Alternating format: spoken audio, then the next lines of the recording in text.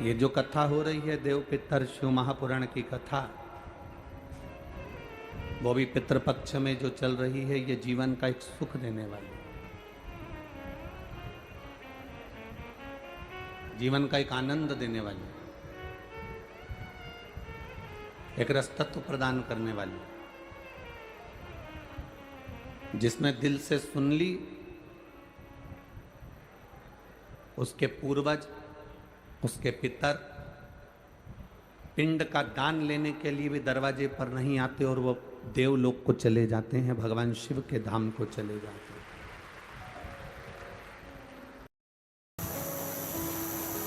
भगवान देवाधिदेव महादेव भगवान शिव, जिनकी करुणा और कृपा, जिनकी उदारता, जिनकी दया, प्रभु की कृपा से ही ये वनवासी क्षेत्र के अंतर्गत ये पवित्र कथा का लाभ लेने का सौभाग्य मिला है।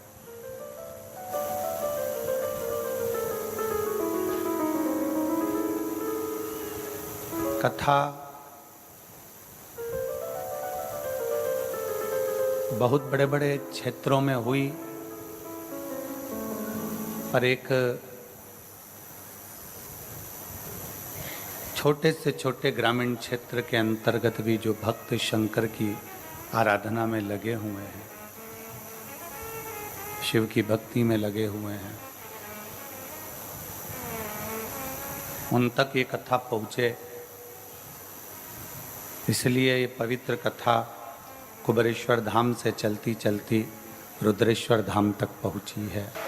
माँ जगत जननी जगदम्बा दुर्गा भवानी के इस पवित्र प्रांगण में आई है। एक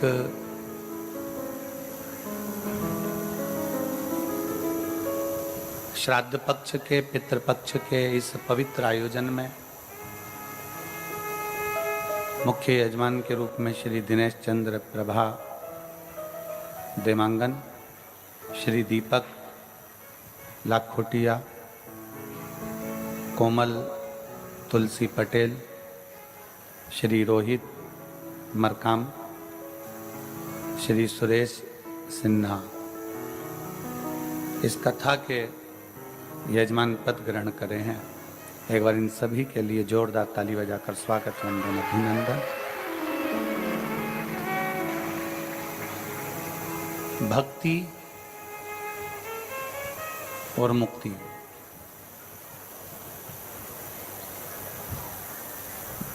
ये दो संगम हैं, पर भक्ति सहजता में नहीं मिलती है।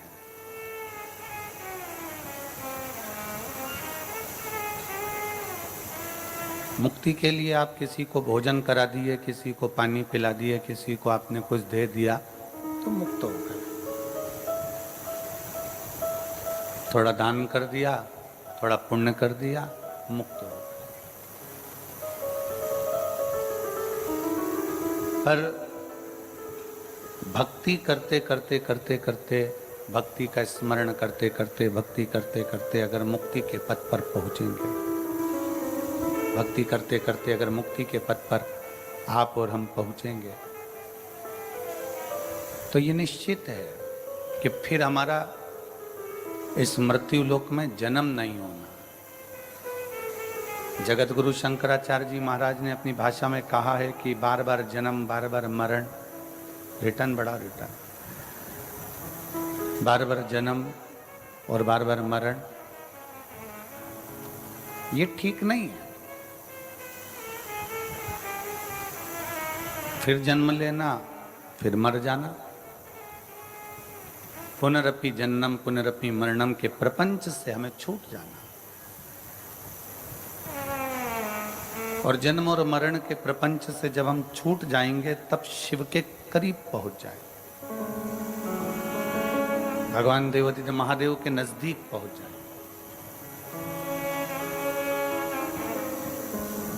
आज सनातन धर्म को तोड़ने के लिए, सनातन धर्म को कहीं ना कहीं गिराने के लिए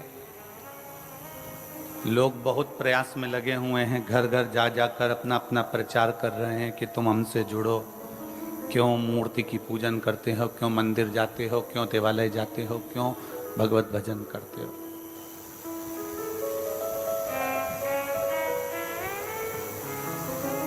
इतनी बड़ी बड़ी संस्थाएं सनातन धर्म को तोड़ने में लगी हुई है, इतना बड़ा बड़ा षड्यंत्र सनातन धर्म को नीचे दिखाने में, नीचे गिराने में लगा हुआ है। हमको तो लगता है इसीलिए कुबेर भंडारी ने शिव महापुराण को कांटाकुड़ी तक भेजा है कि सनातन धर्म को मजबूत कराया जाए।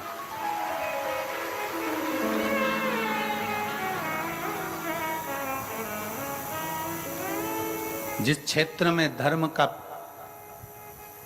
परिवर्तन हो रहा है, धर्म को बदला जा रहा है, सनातन धर्म को छोड़कर लोग अन्य धर्म की ओर बढ़ रहे हैं। शिव महापुराण का यहाँ आगमन होना यह हमें दर्शाता है कि कहीं ना कहीं शिव तत्व की कृपा है, शिव की कृपा है।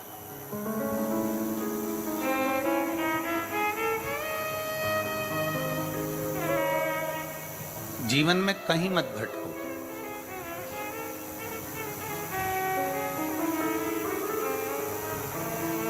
कोई कहे ये करो, कोई कहे वो करो, कोई कहे ऐसा करो, कोई कहे वैसा करो। आप भटकना छोड़ दो। आप तो एक काम करो, सारी समस्या का हल एक लोटा। आप क्यों भटक रहे? किसके लिए भटक रहे?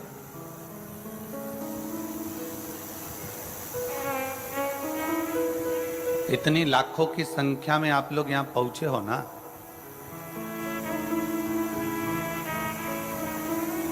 पूरे कांटाकुड़ी के एक एक वनवासी के, एक एक व्यक्ति, छोटे से छोटे व्यापारी के चेहरे पर खुशी है, क्योंकि उसने दीपावली पर भी जो व्यापार नहीं करा होगा वो व्यापार उसका आज आपके आने से चल जाएगा, तो उसका घर बन जाएगा।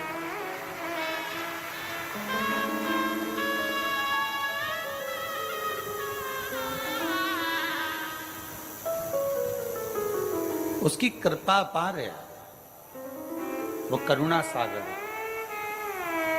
वो दया सागर है।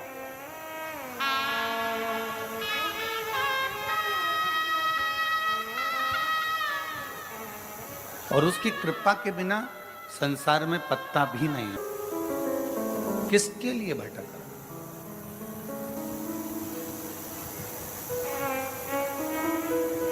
इतनी लाखों की संख्या में आप लोग यहां पहुंचे हो ना,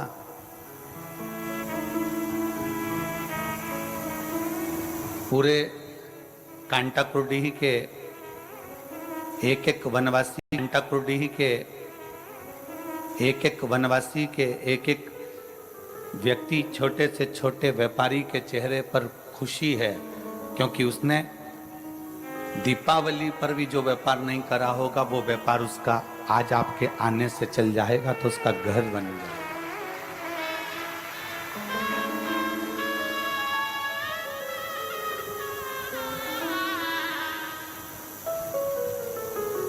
उसकी कृपा अपार है, वो करुणा सागर है, वो दया सागर है।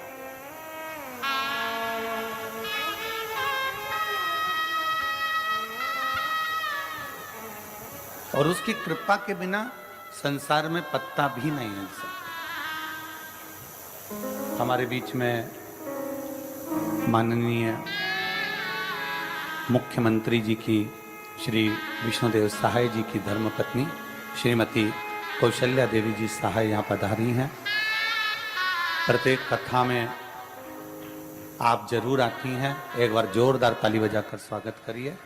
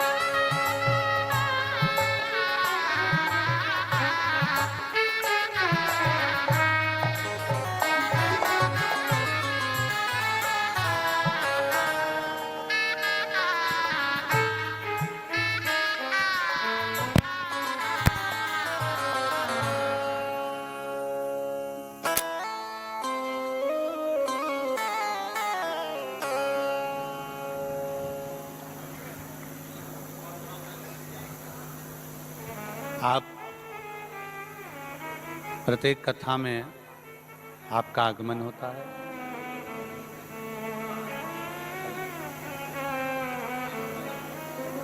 और प्रत्येक कथा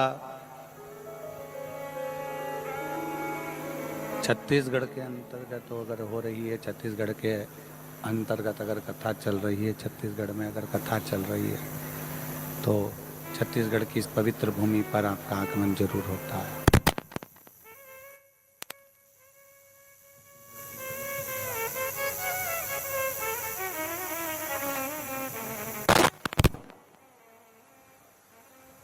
तो माननीय मुख्यमंत्री जी की धर्मपत्नी श्रीमती कौशल्या देवी जी सहाय जी का आगमन जरूर होता है। एक बार जोरदार ताली बजाकर स्वागत, वंदन, अभिनंदन। शिव कृपा, भगवान देवाधिदेव महादेव की करुणा, दया,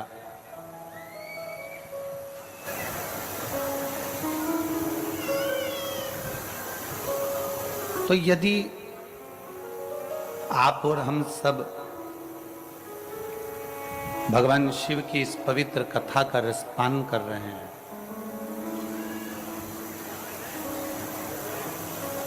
भगवान शंकर की इस पवित्र कथा को श्रवण कर रहे हैं, तो ये निश्चित है कि कहीं ना कहीं हमारे शंकर भगवान, कहीं ना कहीं हमारे देवाधिदेव महादेव की करुणा, कृपा और उनकी उदारता, उनकी दया। और जब तक उसकी कृपा नहीं होती, जब तक उसकी करुणा नहीं होती, तब तक आप और हम भगवान शंकर की कथा में पहुंच भी नहीं सकते हैं। हम पहले भी कहते हैं, आज फिर कहते हैं कि धमतरी जिले के जितने श्रोता भाई बहन यहाँ बैठे हुए हैं या दूसरे प्रदेश से आए हुए शिव भक्त अगर यहाँ बैठे हुए हैं, तो अपने अपने घर जाकर नजर जरूर उतरवा लेना कि शिव ने आप पर कृपा करी जो आप यहाँ पहुंचे हो। बिना शिव कृपा के कोई नहीं जा पाता, बिना शंकर की करुणा के कौन पहुंच पाता है। कि तेरी कृपा बिना ना हिले एक भी अणु, लेते हैं श्वास तेरी कृपा से तनु तनु। बखान क्या करूं मैं राखों के ढेर का, चपटी भभूत में खजाना कुबेर का। हे गंगाधार मुक्ति द्वार ओंकार तू, भोले ओंकार तू। आयो शरण तिहार शंभु तार तार तू। ये उसकी कृपा है, ये उसकी करुणा है, ये उसकी उदारता है, ये उसकी दया है। हम एक बार पहले कथा में कहे थे कि सुखी जीवन के लिए अच्छा घर का होना जरूरी नहीं है।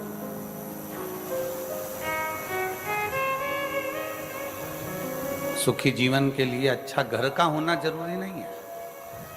सुखी जीवन के लिए घर के अंदर सोफा सेट होना जरूरी नहीं है। सुखी जीवन के लिए घर के अंदर टीवी होना जरूरी नहीं है। सुखी जीवन के लिए घर के अंदर बहुत सारे ठाठ होना जरूरी नहीं है। सुखी जीवन के लिए घर में सोना, चांदी, हीरा, पन्ना, ये सबका होना जरूरी नहीं है। शिव महापुराण की कथा कहती है सुखी जीवन के लिए घर का माहौल अच्छा होना बहुत जरूरी है।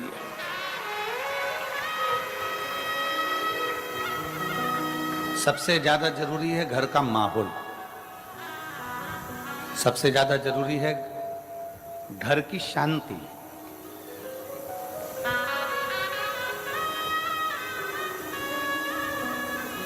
हम आपसे पूछें, मेरी जो जीजियां बैठी हुई हैं, मेरे जीजा बैठे हुए हैं, मेरी बेटियां, मेरे बेटे, मेरी माताएं, मेरे भाई बैठे हुए हैं, हम आपसे पूछें एक बात, तुम्हारे घर में धन बहुत है,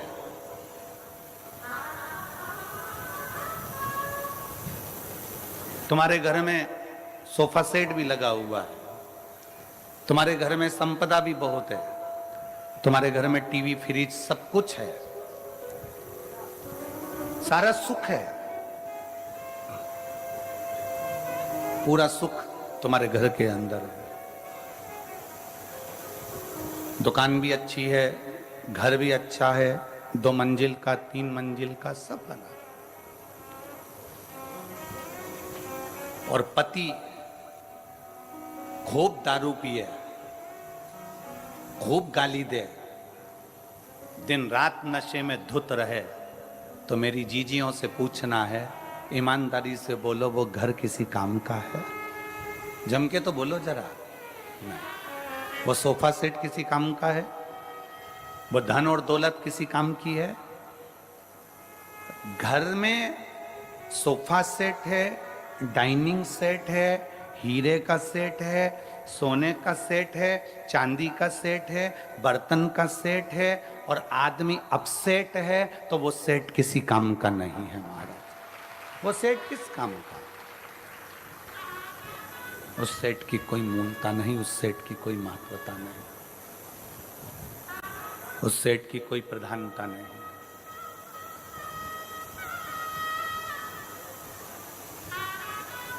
पति नशे में धुत रहे, पति दिन रात नशे में तल्लीन रहे, पति दिन भर नशे में लगा रहे, पति 24 घंटे नशे में डूबा रहे या गलत कार्य करता रहे, तो वो धन किस काम का है? वो संपदा किस काम की है? वो पैसा किस काम का है?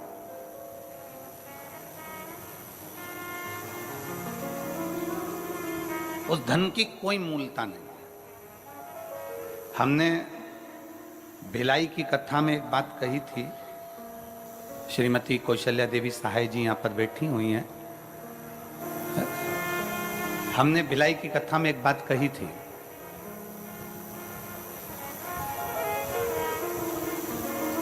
कि भारत की भूमि का कोई ऐसा मुख्यमंत्री नहीं है जिनकी धर्मपत्नी कथा बैठकर सुनती हो। केवल छत्तीसगढ़ शासन के मुख्यमंत्री जी ऐसे हैं जिनकी धर्मपत्नी कथा में बैठती है।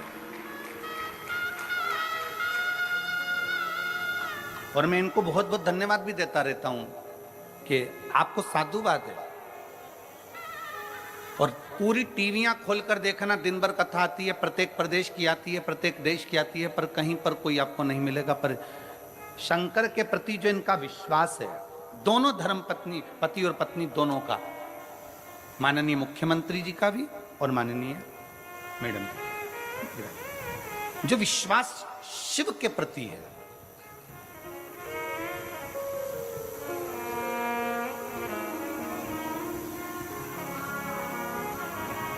और दुनिया के लोग अपनी अपनी जगह पर, आप लोग तो अखबार में पढ़े होंगे, आप लोगों ने तो टीवी पर भी देखा होगा कि कई लोगों ने 1 लोटे जल पर भी कमेंट्स कर दिया कि 1 लोटे जल से क्या होता है। छत्तीसगढ़ का एक एक बच्चा जानता है कि 1 लोटे जल से क्या होता है। आप भी अभी चिल्ला कर बोलोगे क्या होता है? सारी समस्या का हल होता है। इसलिए 1 लोटा जल चढ़ा चढ़ा के छत्तीसगढ़ वालों ने समस्या ही खत्म कर दी है।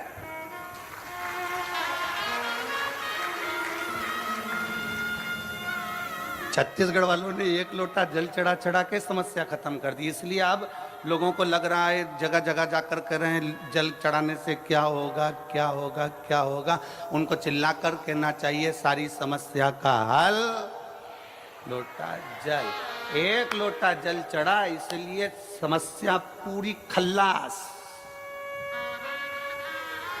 समस्या पूरी समाप्त। भीतर से शिव भक्ति को जागृत करिए, भीतर से शंकर के प्रति भक्ति को जागृत करिए। खेत में काम करो ना, कल पत्र पढ़ा था, पत्र में था वो खेत 1 एकड़ जमीन थी उसकी, और खेत में जाकर थोड़ा सा जल छींटता था, शंकर जी पे चढ़ा हुआ जल चढ़ाता, अपना काम में लग जाता, छोटी सी दुकान करता, धीरे धीरे धीरे धीरे देव। एकदम किसी की फाइल अगर मोटी है ना तो उसको निपटाने में थोड़ा समय लगता है, पर मेरा शंकर को थोड़ा समय लग सकता है तुम्हारे दुख को मिटाने में, तुम्हारी तकलीफ को मिटाने में। डीले कम करो। तुम्हारे दुख को मिटाने में, तुम्हारी तकलीफ को मिटाने में थोड़ा समय लग सकता है, थोड़ा समय लगेगा, पर धीरे धीरे धीरे धीरे वो दुख तुम्हारा, वो तकलीफ तुम्हारी, वो कष्ट तुम्हारा मिटेगी जाए। धीरे धीरे वो तकलीफ, वो कष्ट, दुख तुम्हारा समाप्त होते चले जाए। चढ़ाते रहो, शिव के धाम जाते रहो, शंकर के मंदिर जाते रहो, शिव को 1 लोटा जल समर्पित करते रहो। क्या मिलेगा, कैसे मिलेगा, कब मिलेगा, ये वो जान सकता है, उसके सिवाय कोई नहीं जानेगा। वो क्या करेगा, कैसे करेगा, ये उसके ऊपर निर्भर करता है।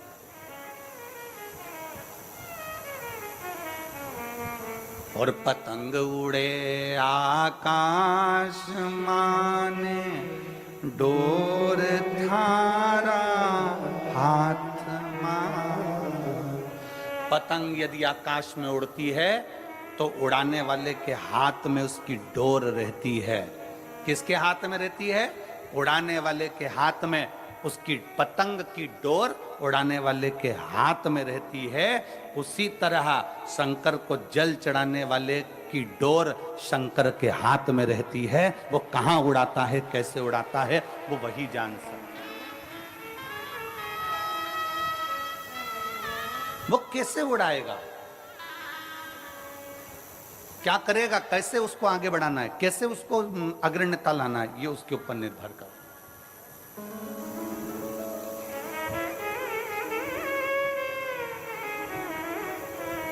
शिव महापुराण की एक बात बड़ी सुंदर है कि कर्म मत छोड़ो, मेहनत मत छोड़ो।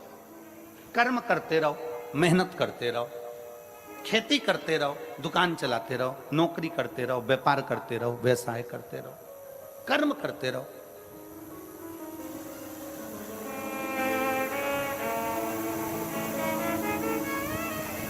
आज तक इस व्यासपीठ ने यह नहीं कहा कि तुम केवल शंकर जी के मंदिर में जाकर बैठ जाओ, अपना काम मत करो। बोला कभी? इस व्यासपीठ ने एक बात जरूर कही कि अपनी मेहनत करते रहना, अपना कर्म करते रहना, अपनी लगनता से काम करते रहना। खेत में जाओ, खलियान में जाओ, दुकान पर जाओ, मेहनत करो, सब कुछ करो, पर सबसे पहले अपने घर से निकलकर 1 लोटा जल भरकर शंकर जी का जो मंदिर पास में हो उसको ले जाकर चढ़ाओ। उसके बाद अपने काम में लग जाओ। क्यों? क्योंकि तुम जो काम करोगे, मेहनत करोगे, शंकर जी को 1 लोटा जल चढ़ाकर अगर करोगे तो शंकर तुम्हारी मेहनत को 4 चांद लगा देगा और उसका फल जरूर देगा।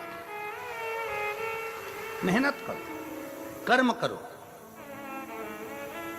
ये व्यासपीठ कभी ऐसा नहीं कहती कि कर्म मत करो। भगवान शंकर ने अपने दोनों बेटों से कहा जो पृथ्वी की परिक्रमा कर कर आएगा उसको प्रथम गिनती में गिना जाएगा। अगर शंकर जी चाहते तो अपने बेटे को राज सिंहासन दे देते कि मैं कार्तिकेय को पृथ्वी का अधिपति बनाता हूं, मैं गणेश जी को पृथ्वी का अधिपति बनाता हूं। पर पहले भगवान शंकर पार्वती ने कर्म करवाया कि जाओ परिक्रमा कर कर आओ। पहले मेहनत करो, कर्म करो, और तुम मेहनत करोगे, कर्म करोगे तो सफलता मिलेगी ही, ये निश्चित है। सफलता मिलेगी। और कहीं का महाराज तुमको मिल जाए, कहीं का बाबा जोगी ऐसा मिल जाए कि तुम मेरे पास में आके बैठ जाना, तुम्हें कुछ नहीं करना पड़ेगा और तुम्हें सोने के हंडे मिल जाएंगे, तुम्हें सोने का घड़ा मिल जाएगा, तो सबसे पहले हमें बताना, हम भी चले जाएंगे। दुनिया का कोई महाराज अगर तुमसे कहता है कि मेरे पास आकर बैठ जाओ, दुनिया का कोई बाबा जोगी तुम्हारे पास आकर कह दे कि तुम मेरे पास में आके बैठ जाओ, तुम्हारा दुख में काट दूंगा, तुम्हारा कष्ट में काट दूंगा, तुम्हारी तकलीफ में मिटा दूंगा, तो समझ लेना पक्का झूठ बोल रहा है।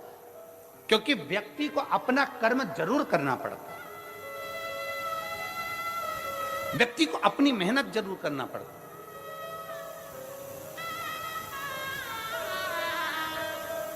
अब हम आपसे पूछें, आप सब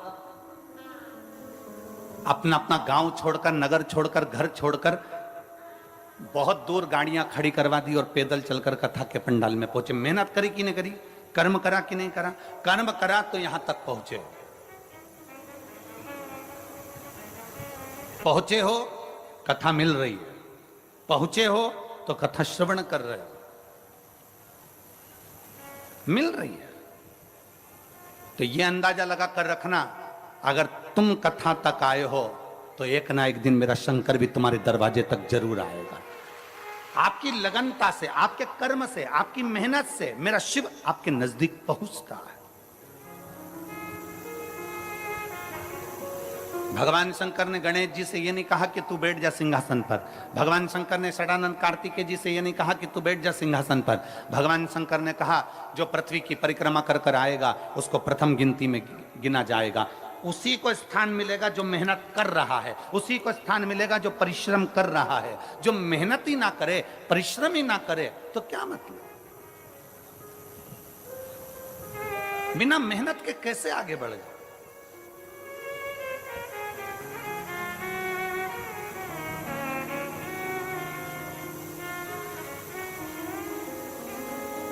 राजा विक्रमादित्य की एक कथा आती है।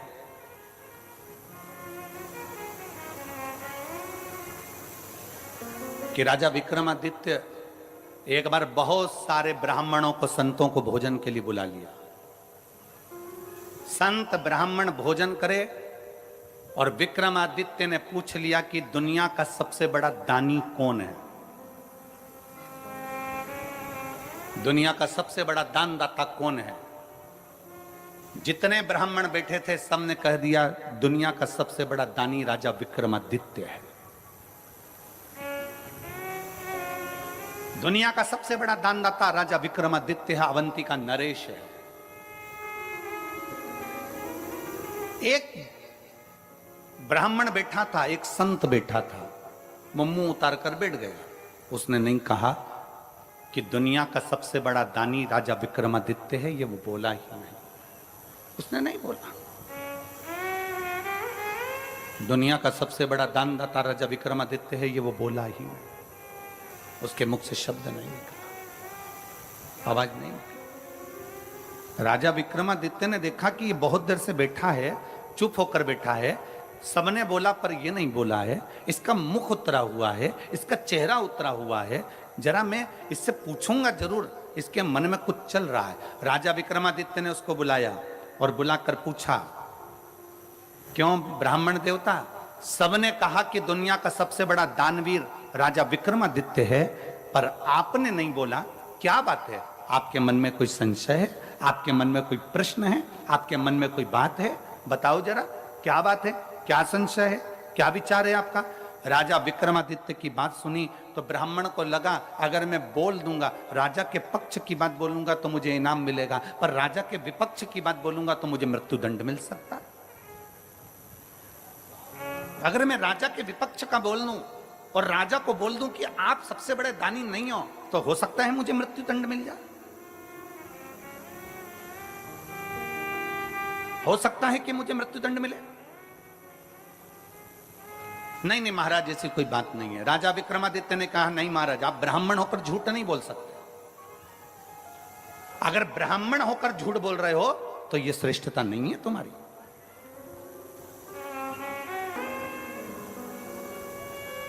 झूठ बोला था गौ माता ने भगवान राम जी के आगे, तो आज भी गौ माता का मुख झूठा कहा जाता है, इसलिए गौदान गाय की पूंछ पकड़कर किया जाता है। आप झूठ ना बोलिए, आप सत्य बोलने का प्रयास करिए। और गया क्षेत्र में एक बार झूठ बोला है ब्राह्मण देव ने कि सीता जी ने कोई पिंडदान नहीं किया है। मां जानकी जी का श्राप भी लगा है ब्राह्मण देवता। फाल्गु नदी ने झूठ बोला तो फाल्गु को भी श्राप लगा। आप झूठ ना कहिए, आप सत्य बोलिए। ब्राह्मण देवता ने मन में सोचा कि अंदर संकोच रखने से क्या फायदा। हमने अभी एक कथा में कहा था कि भोजन नहीं पचता है, भोजन नहीं पचता है तो बीमार कर देता है। भोजन नहीं पचा तो बीमार कर देगा।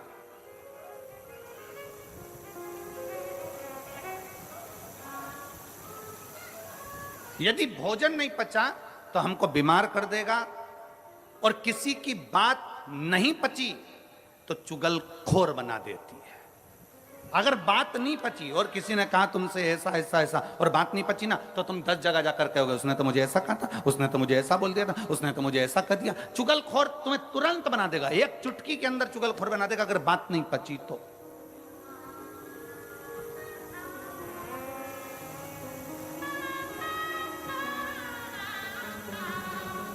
धन नहीं पचा तो तुम्हें अहंकारी बना देगा। अगर तुम्हारे पास में धन आना चालू करा, पैसा आना चालू हुआ, धन संपदा आना चालू हो गई, तुम्हें पद प्रतिष्ठा मिल गई और तुम्हारे घर में अगर धन आने लगा तो धीरे धीरे अगर पचा नहीं वो तो तुम्हें अहंकारी बना देगा। अभिमान के शब्द निकलने लगेंगे, अभिमत्ता के शब्द निकलने लगेंगे, अहमता के शब्द निकलने लगेंगे, अभिमत्ता के शब्द निकलने लगेंगे। भोजन नहीं पचा बीमार कर देगा, बात नहीं पची चुगलखोर बना देगी, और धन वैभव सत्ता नहीं पची तो तुम्हें अहंकारी बना देगी। अभिमत्ता अहम तुम्हें प्रदान कर दे, अहंकार।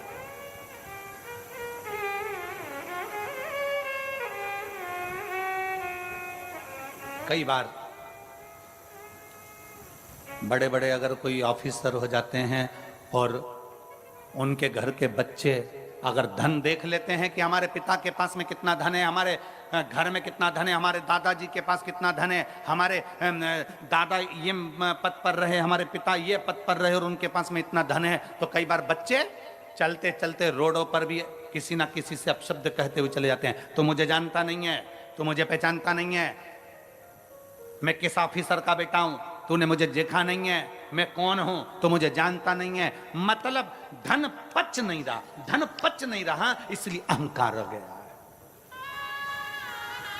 बात पच नहीं रही इसलिए चुगलखोर बना दे रही है। भोजन पच नहीं रहा इसलिए बीमार बना दे रहा। बचना भी तो चाहिए।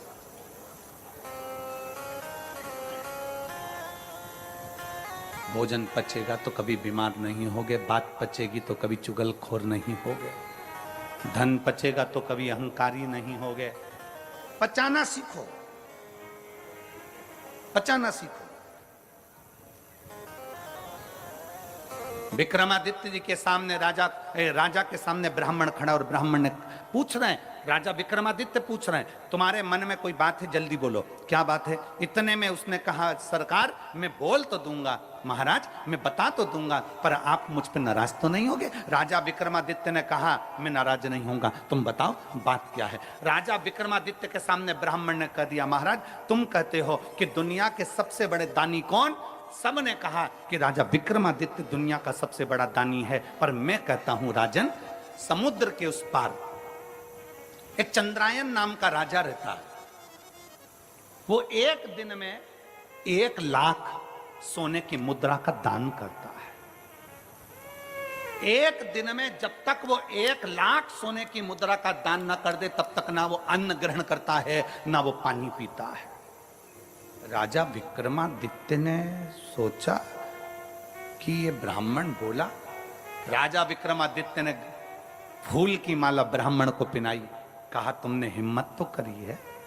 जैसे कल वो बेटी ने प्रश्न लिखकर भेजे तो हमको अच्छा लगा, इसलिए हमने उस बेटी को यहां बुलाया कि कम से कम बेटी ने हिम्मत तो करी है, बोलने की सामर्थ्यता तो रखी है, लिखने की सामर्थ्यता तो रखी है।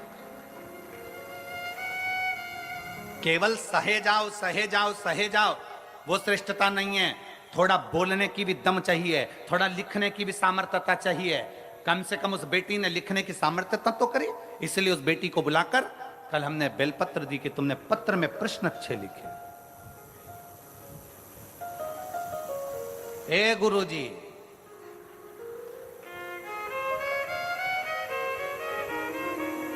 कम से कम उसने लिखने की सामर्थ्यता तो रखी। उसकी प्रसन्नता है, हमको बहुत बहुत प्रसन्नता है, उसके लिए बहुत साधुवाद है। ऐसी बेटियों के लिए तो तुमको ताली ठोकर बहुत जोरदार स्वागत करना चाहिए कि उनकी प्रसन्नता है, आपके मन का बल तो सामने प्रकट हुआ।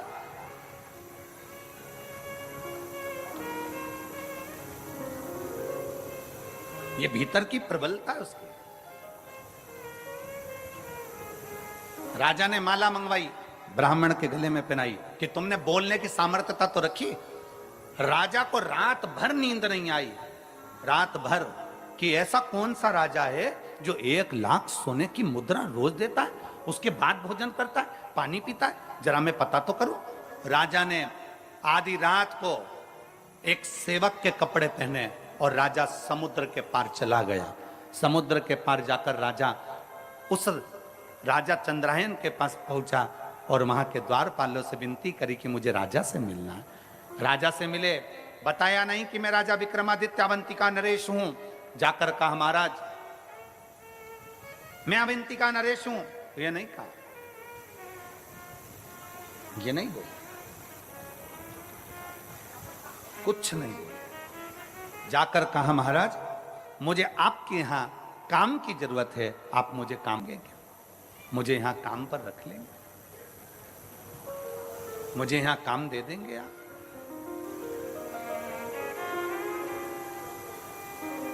आप मुझे काम प्रदान कर देंगे। राजा चंद्रायन ने पूछा तुम क्या काम कर सकते हो, बताओ क्या काम करोगे तुम, वो बताओ। विक्रमादित्य ने कहा, राजा विक्रमादित्य एक सेवक के वेश में खड़े होकर कहते हैं महाराज जो कोई नहीं कर सकता वो काम में कर सकता, जो कोई ना कर सके। क्योंकि राजा विक्रमादित्य काम इसलिए कर सकता है, जो कोई नहीं कर सकता वो राजा विक्रमादित्य इसलिए कर सकता है क्योंकि राजा विक्रमादित्य के पास में बेताल था, बेताल को बोल देता तो सब काम हो जाता। तो उसको मालूम है कि जो कोई ना कर पाए वो राजा विक्रमादित्य कर पाए। ठीक है, राजा चंद्रायन को प्रसन्नता हो गई कि ऐसा सेवक मुझे मिल गया। द्वारपाल लगा दिया, उसको दरवाजे पर खड़ा कर दिया। राजा विक्रमादित्य दरवाजे पर खड़े थे। सुबह सुबह ब्रह्म मुहूर्त में राजा चंद्रायन उठते और उठकर नहाने के लिए समुद्र पर जाते। समुद्र में नहाकर एक देवी के मंदिर में जाते। देवी के मंदिर में जाकर प्रणाम करते मां को, और प्रणाम करने के बाद एक खोलता हुआ तेल, उकलते हुए तेल में राजा चंद्रायन उसके अंदर तेल में बैठ जाते। बैठते बैठते तेल में राजा चंद्रायन का पूरा शरीर जल जाता, पूरा शरीर पक जाता। तब कई योगनियां आती उस देवी के मंदिर से, कई योगनियां आकर उसको नोच नोच कर खाती, और खाते ही राजा चंद्रायन के ऊपर देवी मां उसी समय पर बाहर निकलती मंदिर से, हाथ में जल लेकर राजा चंद्रायन पर छींटती, और राजा चंद्रायन वापिस जीवित हो जाता, और देवी उसको 1 लाख सोने की मुद्रा दे देती, और राजा वो सोने की मुद्रा ले जाकर दान दे देता। विक्रमादित्य ने ये देख लिया, राजा विक्रमादित्य ने ये देखा, राजा विक्रमादित्य ने ये जाना कि ये देवी के मंदिर में आता है, वो पानी में उकलता, तेल में उकलता है, उकलने के बाद देवी जी इसको 1 लाख सोने की मुद्रा दे देती है। अब राजा विक्रमादित्य ने विचार करा, बस देखना था कि मुद्रा आती कहां से। राजा विक्रमादित्य सुबह दूसरे दिन खुद पहुंच गया। राजा उठकर जाता, उससे पहले विक्रमादित्य गया। विक्रमादित्य जाते से ही स्नान करा, देवी को प्रणाम करा, खोलते तेल में खुद बैठ गया, उसका शरीर जला। जलने के बाद देवी प्रकट हुई, देवी ने प्रकट होकर जल छीटा, विक्रमादित्य जीवित हो गया। जीवित हुआ, देवी ने 1 लाख सोने की मुद्रा राजा विक्रमादित्य को देना चाहिए। राजा विक्रमादित्य ने कहा मां मुझे ये सोने की मुद्रा नहीं चाहिए। राजा फिर गया, नहाया, नहा के फिर खोलते तेल में कूद गया, वापिस कूदा, देवी ने फिर जीवित कर दिया। देवी जी ने फिर सोने की मुद्रा दी 1 लाख। राजा ने कहा मुझे सोने की मुद्रा नहीं चाहिए। फिर गया, फिर नहाया, फिर कूद गया खोलते हुए तेल में। 7 बार राजा विक्रमादित्य खोलते हुए तेल में बार बार गिर रहा था। 7 बार राजा विक्रमादित्य खोलते हुए तेल में जा रहा था। आखिरी में जब खोलते तेल में जाने लगा 8वीं बार, तब देवी ने उसका हाथ पकड़ लिया। अरे विक्रमादित्य, तुझे चाहिए क्या, वो तो बोल। राजा विक्रमादित्य ने कहा, मां तू मुझ पर दया करती है ना, तो जिस थैली में से तू 1 लाख मुद्रा रोज देती है, वो थैली मुझे दे दे मां, वो थैली मुझे दे। जिस 1 लाख मुद्रा तू जिस थैली में से रोज देती है, वो थैली मुझे दे दे। राजा विक्रमादित्य के हाथ में जगत जननी दुर्गा भवानी ने थैली दे दी। उसी समय मंदिर गायब हो गया, उसी समय मंदिर समुद्र में डूब गया, उसी समय पर सारी वो कड़ाव तेल का चले गया। इतनी देर में राजा विक्रमादित्य तो चले गए, इतने में चंद्रायन राजा आए। चंद्रायन राजा ने देखा, क्या तो देवी का मंदिर ही नहीं है, समुद्र में चले गया, ना तो कोई खोलता हुआ तेल है ना कुछ है। राजा चंद्रायन घर पहुंचे और उनकी आंख में जल पड़ा था, पलंग पर सो गए, बीमार पड़ गए, चिंता में पड़ गए। मेरा नियम टूट जाएगा, मैं 1 लाख सोने की मुद्रा दान करता था, मेरा पूरा की पूरा नियम आज समाप्त हो जाएगा। 1 लाख सोने की मुद्रा दान करता था, आज मेरा पूरा नियम समाप्त हो जाएगा, पूरा पूरा। क्या करूं मैं, क्या करूं, क्या करा जाए, कैसे करा जाए। बीमार पड़ा राजा, राजा बीमार, पूरे नगर में सूचना हो गई, पूरे नगर में, पूरे नगर। और पूरे नगर में जब सूचना हुई, पूरे नगर में जब सूचना हुई, सारे नगर में सूचना पहुंच गई। और पूरे नगर में जब सूचना पहुंची, सूचना होने पर मालूम पड़ा कि राजा बीमार पड़ गया। विक्रमादित्य राजा के पास में पहुंचे और राजा विक्रमादित्य ने कहा, महाराज आप बीमार क्यों पड़े हो। राजा चंद्रायन ने अपनी पूरी बात बता दी। विक्रमादित्य ने कहा, महाराज बीमार मत होइए, ये सोने की थैली लीजिए, रोज 1 लाख मुद्रा इसमें से निकाल लीजिए, दान कर दीजिए। राजा चंद्रायन ने पूछा विक्रमादित्य से, तुम्हारे पास ये थैली कैसे आ गई। महाराज जब आप मुझे सुबह अपने साथ लेकर गए, मैं दरवाजे पर खड़ा था, मैंने देखा आप खोलते हुए तेल में उकल रहे थे, चीख रहे थे, आपका दर्द मुझसे सहन नहीं हुआ, इसलिए देवी माँ की आराधना कर कर वो थैली में आपके लिए लेकर आ गया। ये लो थैली आपके पास में रखी है, वो थैली में आपके लिए लेकर आ गया, ये थैली आपके पास रखी है। ब्राह्मण को सूचना मिली कि राजा चंद्रायन को सोना उगलने वाली थैली विक्रमादित्य दिया है। तब राजा के दरबार में आकर ब्राह्मण चिल्लाकर बोला कि राजा विक्रमादित्य जैसा दानी दुनिया में कोई नहीं हो सकता। अगर वो थैली धमतरी वालों तुम्हें मिल जाती तो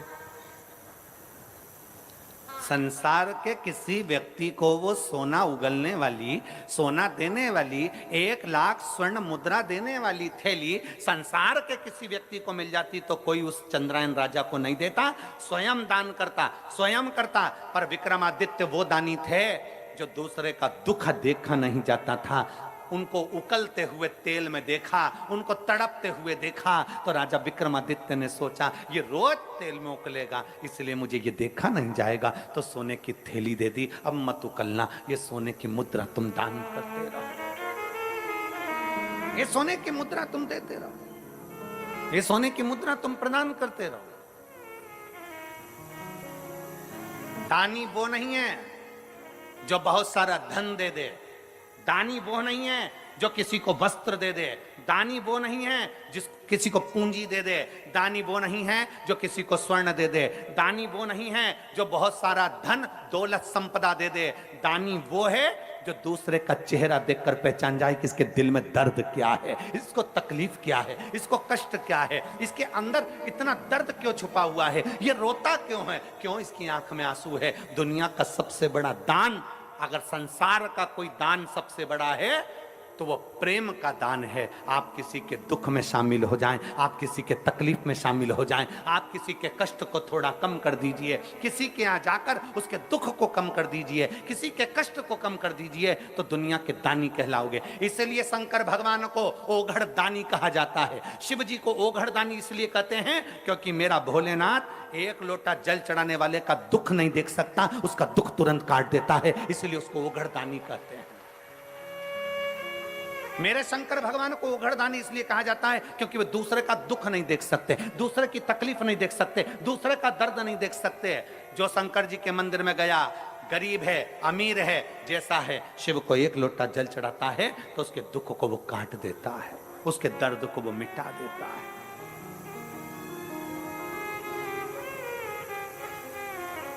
ओघड़दानी है वो, ओघड़दानी है वो। दुनिया का श्रेष्ठ, किसी के जीवन के दुख को समाप्त करना। बस निवेदन एक ही है, अपने कर्म के साथ, अपनी मेहनत के साथ, अपनी लगनता के साथ शंकर के मंदिर में जाइए, अपनी मेहनत के साथ अपनी खेती पर काम करिए, अपनी मेहनत के साथ अपनी दुकान पर काम करिए, अपनी मेहनत के साथ अपनी ड्यूटी करिए, और मेहनत का फल भोलेनाथ देगा, एक लोटे जल के साथ जरूर देगा। आप उसको जल समर्पित करते रहिए। कई लोग कहते गुरुजी, एक पत्र है, देखिए,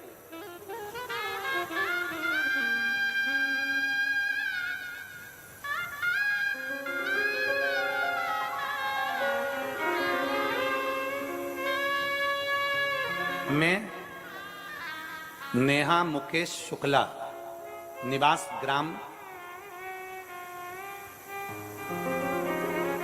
मावली पारा, तहसील सरोना, जिला कांकेर की निवासी हूं।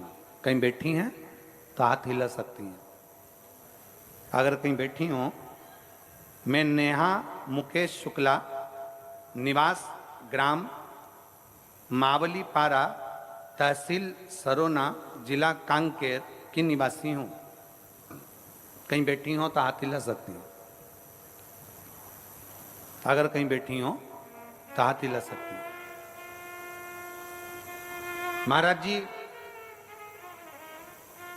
2012 में मेरी शादी हुई।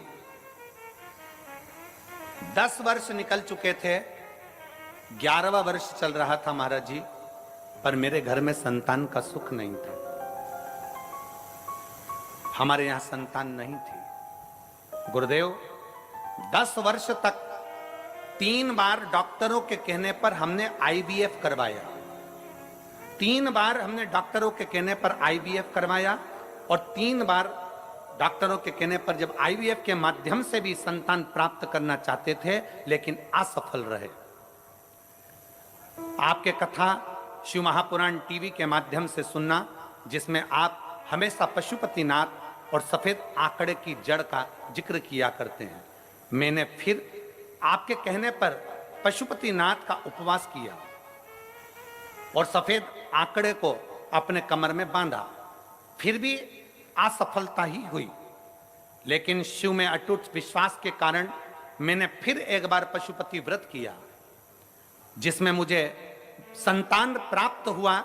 मैं बाबा को यहां धन्यवाद देने के लिए आई हूं गुरुदेव, कि दुनिया का कोई व्यक्ति नहीं कर पाता जो देवादिदेव महादेव कर जाता है। गुरुदेव, मैं नेहा मुकेश शुक्ला आज आपको प्रणाम करने और बाबा भोलेनाथ को नमन करने के लिए आई हूं कि मेरे बाबा ने 4/7/2023 को मेरे भोलेनाथ की कृपा से, जब मैंने 3 बार IVF करवाया, वो सफल नहीं हुआ, कोई इलाज सफल नहीं हुआ, जब 1 लोटा जल और आंकड़े की जड़ से 4/7/2023 को मेरे घर में बेटे ने जन्म लिया, जिसका नाम मैंने शिवांश रखा है। मैं बाबा को यहाँ धन्यवाद देने के लिए आई हूँ। कहीं बैठी हो और अगर अपने बेटे को लेकर आई हो तो व्यासपीठ पर आ सकती हैं एक बेलपत्र लेने के लिए। अगर कहीं बैठी हो तो बेटे को लेकर आ सकती हैं। एक लाइन अच्छी लिखी है, आप और हम गुनगुनाते हैं। भोलेनाथ दया करना, मैं तेरे भरोसे, शंभुनाथ दया करना, मैं तेरे भरोसे, ना घर के भरोसे हूँ, ना परिवार के भरोसे हो। आप भी बोलिए, ना घर के भरोसे हूँ, ना परिवार के भरोसे हो। मेरे बाबा दया करना, मैं तेरे भरोसे हूँ। भोले बाबा दया करना, मैं तेरे भरोसे।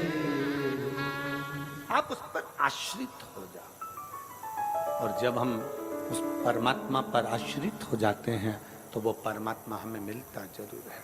जब हम परमात्मा पर आश्रित हो जाते हैं तो परमात्मा सुनता जरूर है। जब हम परमात्मा पर आश्रित हो जाते हैं तो परमात्मा कृपा करता जरूर है। जब हम परमात्मा पर आश्रित हो जाते हैं तो वो परमात्मा हमारे साथ कदम से कदम मिलाकर चलता जरूर है, जरूर चलता है, कार्य करता जरूर है। और शंभु शरणे मांगो घड़ी रे,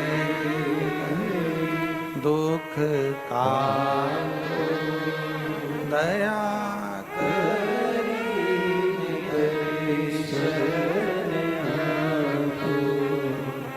कृपा क्यों ना करे। आप उस पर आश्रित हो जाओ पूर्ण भरोसे के साथ, पूर्ण श्रद्धा के साथ। और जब पूर्ण श्रद्धा पूर्ण भरोसे के साथ जब हम आश्रित होंगे, पूर्ण श्रद्धा पूर्ण भरोसे के साथ जब हम आश्रित होंगे, तो क्यों ना सुनेगा वो। प्रेशर बढ़ाओ, प्रेशर। पूर्ण श्रद्धा पूर्ण विश्वास के साथ क्यों ना सुनेगा।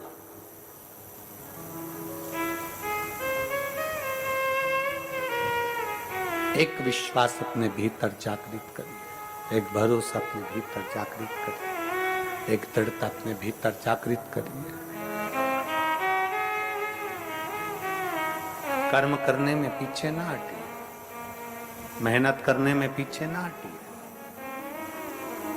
कल एक बेटी से मिलना हुआ, प्रसाद बना रही थी, वो अपने माता वगैरह के साथ आई थी। हमने पूछा, पढ़ाई कर रही हो गुरुदेव?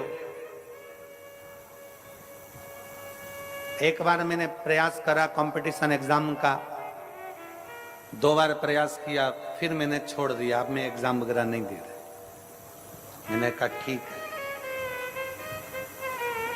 हमने कहा चाय पीती हो? वो हंसकर बोली कि गुरुजी ऐसी बात पूछ रहे हो, चाय नहीं पीते क्या हम? हमने कहा चाय पीती हो? कहाँ? हमने कहा एक आध बार तुम्हारी जीवान जली है? कहा गुरुजी एक आध बार, कम से कम कई बार हमारी जीवान जल गई चाय से। तो हमने कहा चाय पीना छोड़ दी?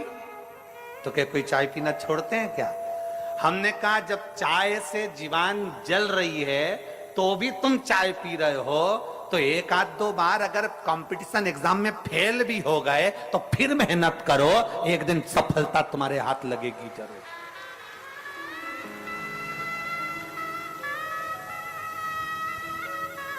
कितने लोग हैं यहां जिनकी चाय पीने से जीवान जली होगी? बोलो जली कि नहीं जली? 1-2 बार तो जली होगी जो चाय पीते होंगे। हम तो पीते भी नहीं, तो हम बोले भी काहे को? चाय पीने से जीवान जल रही है पर हम चाय नहीं छोड़ते, फिर धीरे धीरे पीते हैं, फूंक मार कर पीते हैं, ठंडा कर कर पीते हैं, और आखिरी में चाय पीना हमने छोड़ा नहीं। एक बार कंपटीशन एग्जाम में बैठे, फेल हो गए, एक बार एग्जाम दिया, फेल हो गए, एक बार तकलीफ आई, फेल हो गए, कोई बात नहीं, हिम्मत मत हारना। चाय पीना नहीं छोड़ रहे तो हम मेहनत करना कैसे छोड़ दें? फिर एग्जाम दो, फिर कंपटीशन एग्जाम में बैठो, फिर मेहनत करो, और जब बार बार मेहनत करोगे तो एक दिन मंजिल तक पहुंच ही जाओगे, सफलता तुम्हारा कदम चूमेगी। कौन कहता है भगवान आते नहीं, कोई उसको शबरी की तरह बुलाते नहीं। कौन कहता है भगवान आते नहीं, कोई उसको प्रेमवश बुलाता नहीं। उसको बुलाने के लिए तुम्हारा प्रेम जागृत चाहिए। प्रेशर बढ़ाओ, प्रेशर। उसको बुलाने के लिए तुम्हारा प्रेम जागृत चाहिए, जागृत। सफलता तुम्हारे सम्मुख में होगी, सफलता तुम्हारे सामने। अपना परिश्रम पूरा करिए, अपनी मेहनत पूरी करिए। शिव कथा कर रही है, ब्रह्मा जी और भगवान विष्णु ने मिलकर मंथन किया एक पर्वत का। उस पर्वत में से खंभ प्रकट हुआ अग्नि का। उस अग्नि के खंभ में भगवान शंकर के शिवलिंग की आकृति प्रकट हुई।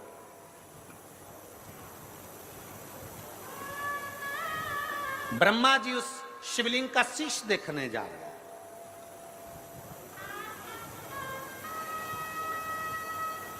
भगवान नारायण उसका चरण देखने जा रहे हैं। ब्रह्मा जी शीश देखने जा रहे हैं, नारायण चरण देखने जा रहे हैं। नारायण को चरण नहीं मिले, वापिस आ गए। ब्रह्मा जी ऊपर जाते जाते गौ माता को लिया, केतकी के पुष्प को लिया, केतकी का पुष्प लेकर आ गए। केतकी का पुष्प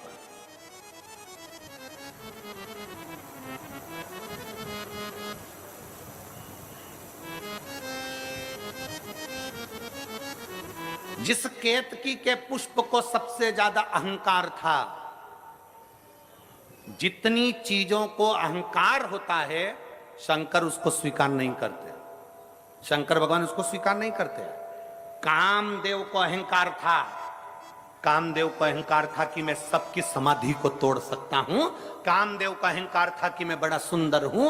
रति के पति कामदेव अपने आप को कहते हैं कि मेरी सुंदरता बड़ी प्रबल है। शंकर नेत्र खोलकर उस कामदेव को जलाकर भस्म कर देते हैं। चंद्र को अहंकार था सुंदरता का, काया का रोग हो जाता है और चंद्र उसको मस्तक पर स्वीकार कर लेते हैं। गंगा को अहंकार था कि मुझ में वो वेग है कि पृथ्वी पर कोई मुझे झेल नहीं सकता। शंकर भगवान से भागीरथ जी ने कहा कि गंगा पृथ्वी पर आए। गंगा पृथ्वी किसके लिए आई? गंगा गंगा या मृत्यु लोक में आई किसके लिए? कि पुत्र सगर के तारे, राजा सागर, राजा सागर।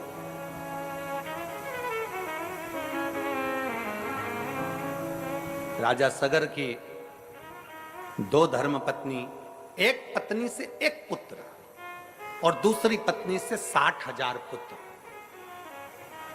राजा सगर ने अश्वमेध यज्ञ रखा।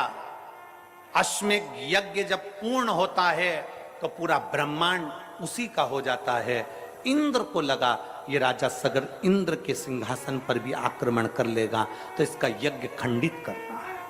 यज्ञ खंडित हो।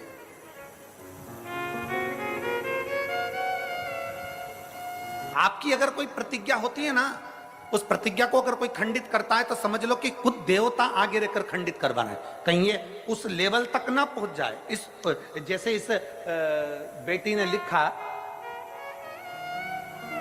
इस बेटी ने लिखा कि गुरुदेव मैंने एक बार पशुपतिनाथ का व्रत किया, एक बार सफेद आंकड़े की जड़ को बांधा, एक बार मैंने सफेद आंकड़े की जड़ का प्रयोग करा, मेरा नहीं हुआ, गर्भ नहीं ठहरा। 10 साल तक जब गर्भ नहीं ठहरा मैंने दूसरी बार फिर पशुपति व्रत करा।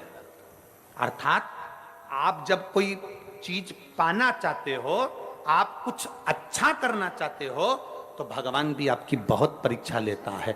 एक बार पशुपति व्रत करा नहीं हुआ, 2 बार पशुपति व्रत करा नहीं हुआ, एक बार सफेद आंकड़े की जड़ बांधी, उतने में हताश हो गए कि हमने तो एक बार बांध के देख ली, हमने 2 बार बांध के देख ली, हमारा तो गर्भ ही नहीं ठहरा, हमने तो सियोर वाले महाराज की कथा 3-4 बार सुन के देख ली, हमारा तो गर्भ ही नहीं ठहरा, हमारा तो ये काम नहीं हुआ, हमारा तो वो काम नहीं हुआ। कभी कभी विचार करो, हिम्मत नहीं हारना है, प्रयास करते रहना है। एक बार अगर सफेद आंकड़े की जड़ बांधी है, दूसरी बार फिर बांधो, तीसरी बार फिर बांधो, थोड़ी थोड़ी महीने 2 महीने में प्रयास करते रहो, देगा वो। उसके दरवाजे से कोई खाली नहीं जाता। यहां इतने बैठे हो ना, 3 महीने के अंदर मेरा बाबा देवाधिदेव महादेव तुम्हारी झोली में क्या डालेगा ये वही जान सकता है। क्या प्रदान करेगा ये उसके ऊपर निर्भर करता है।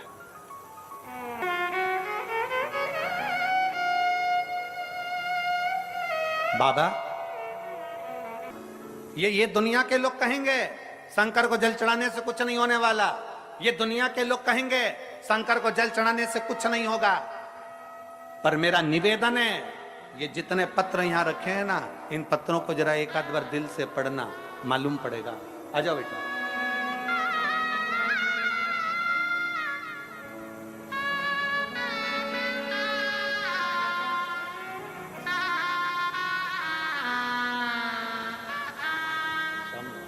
बधाई हो बेटा, बहुत बहुत।